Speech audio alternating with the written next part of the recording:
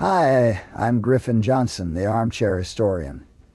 The Greek people suffered mightily during their 3 years of Axis occupation. From 1941 to 1944, Greece was a nation in name only, as neither the Ally-supported free government in Cairo nor the Axis puppet regime in Athens commanded the loyalty of the majority. The Greeks were cut off from the outside world and rudder. And in this chaos, the Greeks had time to think what a free Greece would be. A monarchy, a republic, or a glorious workers' paradise. But the future of Greece would not be decided with ballots and slogans, but with bullets and slaughter. In this episode, we will examine the bedlam visited on Greece by the Allied victory and learn how the British came to use their military might to intervene in the Greek Civil War. Before we continue, I'd like to take a moment to highlight the sponsor of today's video, Star Trek Fleet Command, a free-to-play mobile game for iOS and Android that lets you interact with the various iconic characters from Star Trek, The Next Generation, the original series, and other important entries into the franchise. Choose a faction and start engaging with various storylines via the mission system, and enjoy real-time combat and exploration in a vast and interesting galaxy. An exciting new in-game story arc is now launching alongside a new Paramount Plus show, Strange New Worlds. Players can interact with the show via weekly episodic missions and fill out their crews with officers like Captain Christopher Pike and Science Officer Spock.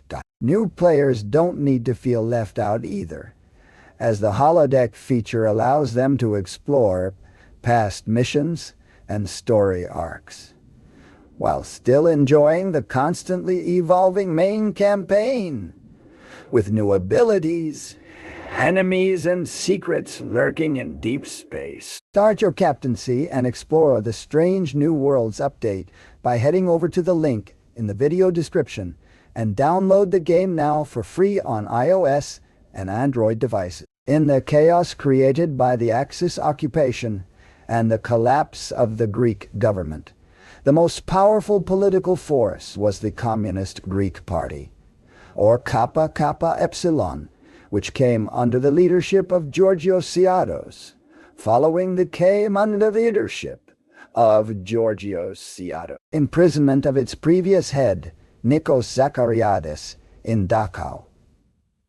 The National Liberation Front, or AM, was founded under Kappa Kappa Epsilon direction in September of 1941, creating the Greek People's Liberation Army, or alas, the following December. The combined AMLS would begin operations in spring of 1942, demanding its members do something completely foreign to the individualistic Greeks, who were long suspicious of organized authority, thanks to centuries of foreign misrule. The AMLS demanded total and unquestioning obedience, their promotion of unity and purpose, the main driver for their prominence in the underground movement. But prominence did not mean cohesion, and the EMLS would find itself in conflict with not only the Axis occupiers, but other resistance movements as they jockeyed for political dominance in the coming liberation. The Greeks did not fight alone, however. Their defeat of Italy's invasion brought them much support from Britain, who until that point was largely fighting alone against the Axis. British troops were sent to the Mediterranean in March of 1941. Close behind these boots on the ground were spies in the shadows. Agents of MI6 made contact with Greek partisans. MI6's activities were soon absorbed into the wider Special Operations Executive, or SOA, the League of Gentlemen Spies that included the late Sir Christopher Lee, among others. But with the intervention of the Nazis and the expulsion of the Allies and the Greek government, the SOE's role in Greece would intensify with a campaign of sabotage by both British and Greek elements under SOE direction. These efforts were impeded by the Greek resistance itself, whose ideological infighting cast the SOE as the unwilling referee in their internal conflict. Outside this struggle, however, the Greeks proved keen intelligence gatherers, and together the British and Greeks were able to send substantial reports on the growing unrest in the Greek population and the unpopularity of both the Allied-approved Free Greek government in Cairo and the Axis puppet regime.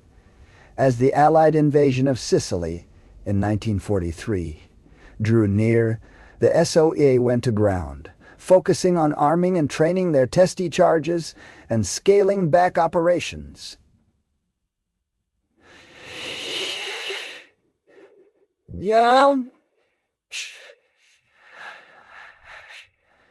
With Germany on the ropes in 1944, an Allied victory seemed more imminent by the day. The AMLS had only grown in power and influence throughout the occupation, drawing worried glances from their British comrades. Behind closed doors, the British agreed to not allow Greece to fall into the hands of the Reds. And with the Plaka Agreement of February 1944, the British finally brokered a ceasefire among the squabbling Greek resistance organization. The AMLS requested that a provisional committee be formed to liaise with the Free Greek government, and that a single Greek underground army be formed, assumedly by them. Both requests were firmly rejected. Things were little better for the British-backed Greeks exiled to Cairo. Winston Churchill had long put his weight behind the Greek monarchist faction, which quickly found itself in turmoil when their chosen ruler, King Georgios II, refused to allow a regency government to be installed in his name when the country was retaken. The Free Greek cabinet insisted on a regency, but with Churchill's backing, Georgios dug his heels in. The AMLS looked on this chaos with hungry eyes. The Reds smelled blood in the water as the Brits' chosen leader frustrated his own camp. The following month, the EM inaugurated civil war, attacking the National and Social Liberation Party and killing their leader. This act was condemned by the newly installed Greek Prime Minister in exile, Georgios Papandreou, who accused the Greek communists of trying to kill their way to a one-party state. Not long after, the Soviet delegation met with their ideological brethren, and in a surprise move, Georgios Tsiados joined the Papandreou government. This was in line with how Papandreou had opened his premiership with a call for national unity, and he set about bringing members of all the resistance groups together to form a united Greek government. Though Papandreou's messaging stressed unity and cooperation for all Greeks, it was clear his words were directed squarely at the AMLS. May of 1944 would see the disparate resistance groups and government in exile come together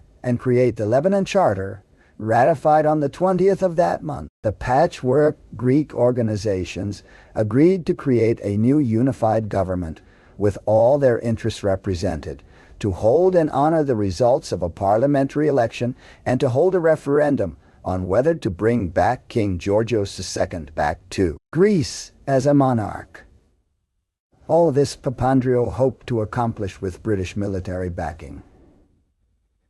The British were in a prime position to control Greek liberation. Not only did they have the SOE advising and participating in the underground, but resistance groups from all ends of the political spectrum were supplied with British arms, and the Free Greek government was in British Egypt. In summer 1944, the modestly named Operation Manna was laid out by Winston Churchill, the blueprint for a British liberation of Greece. Meanwhile, the AMLS went on a new offensive, meeting both Axis soldiers and the Quisling security battalions in pitched battles. The AMLS were particularly vicious in the Peloponnese, where they hunted accused collaborators in the tune of 1,800 alleged killings. The British altered Operation Manna in response, splitting their forces to send an element to establish order in the Peloponnesian killing ground. The EM continued to keep everyone on their toes by signing new agreements with Papandreou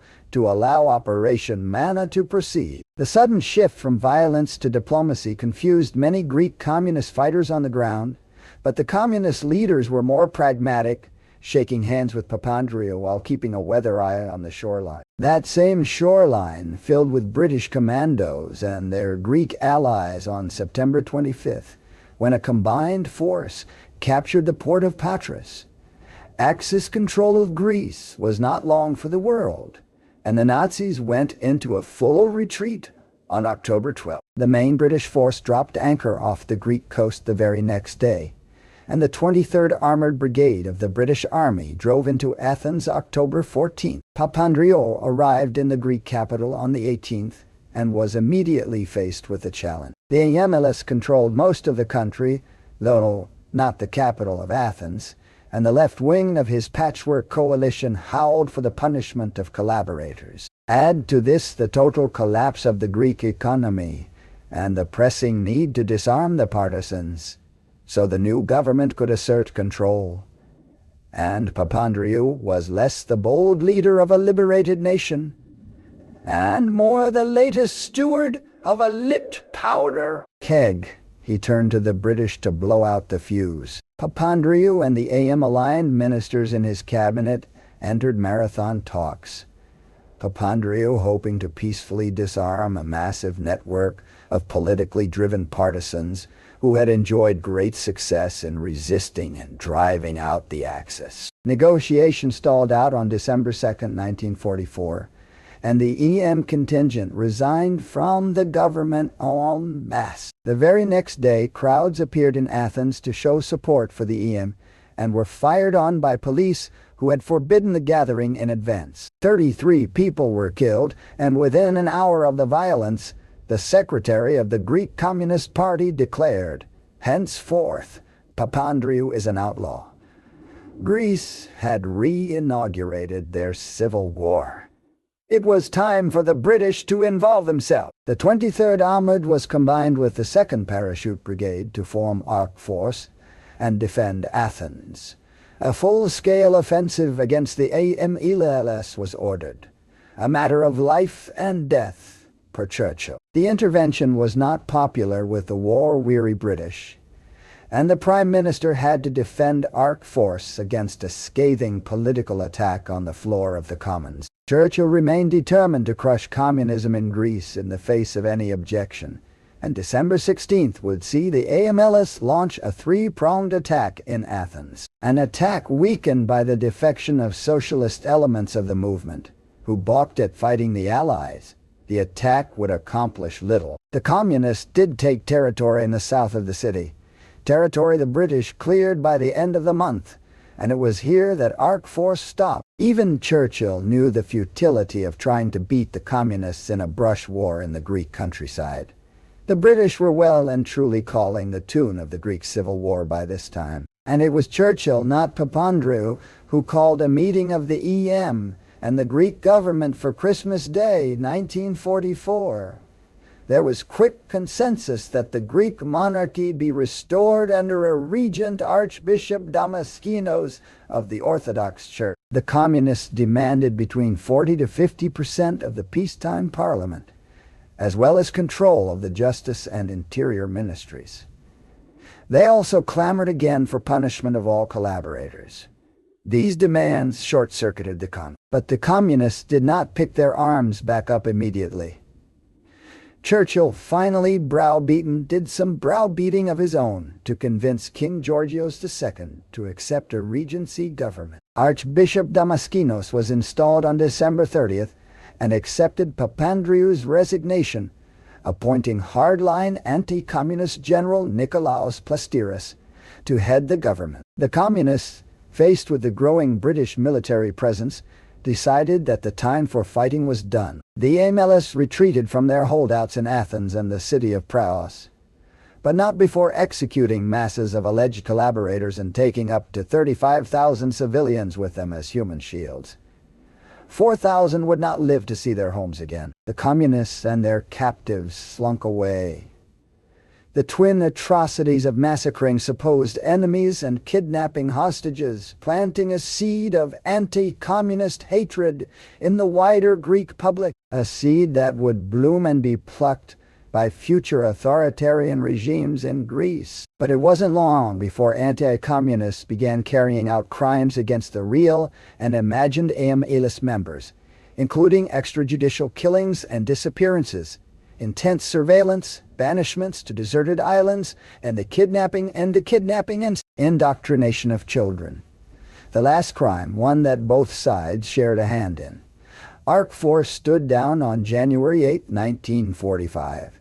And a legation from the EM arrived to negotiate a truce with the British 2 days later. On January 15th, the EM signed a formal armistice with the British and all military operations ceased. The tired Tommies began packing up to go fight somewhere else, leaving the Greek communists to meet their countrymen and hammer out some kind of solution. The resulting Varkaisa agreement on February 12th saw the EM-ELAS commit to demobilization and British-supervised disarmament, while the Plastiras government pledged elections within a year. With a tentative peace finally in place, Plastiras could turn his attention to repairing the ruined Greek economy and curtailing his right-wing fellows' desire for retaliation against the communists who had led the resistance for so long. Plastiras would eventually resign after a newspaper published a letter he had sent to the Nazis in an attempt to convince the Reich to broker a peace between Greece and fascist Italy. Admiral Petros Voulgaris would succeed Plastiras and was forced to reckon with the appearance of vigilantes armed with weapons seized from the EM-ELAS, who sought their own retribution against the communists and who remained the very real power in many areas of the country. British soldiers would begin leaving Greece in large numbers the following April, beginning a years-long withdrawal that would officially end in 1950. This drawdown coincided with a year of mounting tensions, not only as the Greek vigilantes, who dubbed themselves the National Guard, postured and sought to satisfy their vendettas, but as the Greek communists began to regain some of their previous zeal, abandoning any notions of reconciliation and calling for a Greek Soviet-style state. This was bolstered by the release of Nikos Zachariadis, the communist's previous leader from Dachau. Zachariadis resumed his former position, and it was under his watch that the third phase of the Greek Civil War would begin. On March 30th, 1946, a band of ex-EM-ELAS partisans attacked the police station in the village of Litokoro at the base of Mount Olympus. Full-scale guerrilla war ensued, and the British watched Greece turn red. Yugoslavia would supply the Greek communists with everything from small arms to landmines to anti-aircraft weapons. But even as the British threw their hands up and left the security of the nation to the fledgling Greek army in 1947, the Reds sorely lacked food and other basic necessities. It was here that Greece would receive a helping hand. The United States, eager not to let communism spread in the post-war world, sent the Greek government advisors and equipment that gave the Greek army a decisive advance. The communists were placed on the back foot, and the Greek government pushed them back, culminating in a final battle on the Albanian border. The final communist redoubt in the Gramos mountain range fell after intense fighting in 1949. The defeated communists fleeing over the frontier. The Greek government declared victory, officially ending the Greek Civil War. Britain, and later the United States, intervened to ensure that the communists would not gain control of the nation. But what ensued was a period of division and ruin. Political schisms tore the Greek people apart. British military intervention, imperialist as it was, helped to liberate Greece from the Axis and lended some stability. But in the end, conflict was inevitable. Greece would ultimately prove to be yet another stage upon which the Cold War's ideological drama was performed. And though Britain and the United States would prevent the cradle of democracy from slipping behind the Iron Curtain, their intervention set the stage for the future installation of a right-wing military junta 20 years on.